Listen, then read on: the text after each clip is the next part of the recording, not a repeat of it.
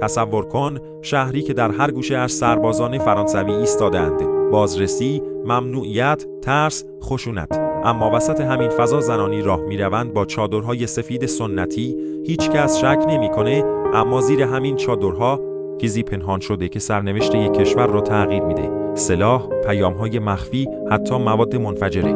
این داستان زنانی است که آزادی الجزایر را از دل آتش بیرون کشیدند. انقلاب الجزایر از سال 1954 تا سال 1962 طول کشید. یکی از خونین‌ترین و مهم‌ترین مبارزات ضد استعماری جهان. فرانسه می‌خواست الجزایر را برای همیشه نگه دارد، اما مردم نمی‌خواستند تسلیم شوند. در این میان قهرمان‌هایی ظهور کردند که کمتر در موردشان گفته شده. زنان الجزایر. در آن زمان کسی باور نمی‌کرد که زنها بتوانند نقشی در جنگ داشته باشند.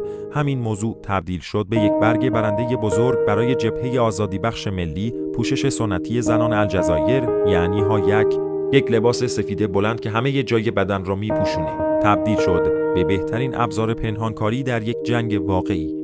فرانسوی‌ها به دلایل فرهنگی و ترس از واکنش مردم زنان را کمتر بازرسی می‌کردند. همین کافی بود تا زنان سلاح، فشنگ، بمب دست، حتی پیام‌های محرمانه را از دل شهر عبور بدن. اونا در ظاهر فقط یک زن سنتی بودند، اما در واقع کانال زنده انتقال تجهیزات جنگی به مبارزان شهری بودند. جمیل بوهیرد نامش نماد مقاومت شد. زیبا، جعوس و بیره در برابر دشمن. او در حمل بمب‌ها و اجباری عملیات‌های شهری دست داشت. وقتی دست دیر شد، ماه‌ها شکنجه شد، اما هیچ کس را لو نداد. پرونده‌اش جهانی شد و تبدیل شد به چهره‌ای افسانه‌ای در انقلاب. چرا حضور زنان باعث موفقیت انقلاب شد؟ به چند دلیل زنان به موتور محرک انقلاب تبدیل شدند. 1. از کلیشه‌ها علیه دشمن استفاده کردند.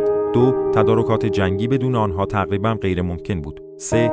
شرکت زنان در عملیات‌ها بازتاب جهانی ایجاد کرد و نگاه جهان را به الجزایر تغییر داد. 4. به مردم امید داد اینکه این یک جنگ همگانی است، نه فقط مردانه.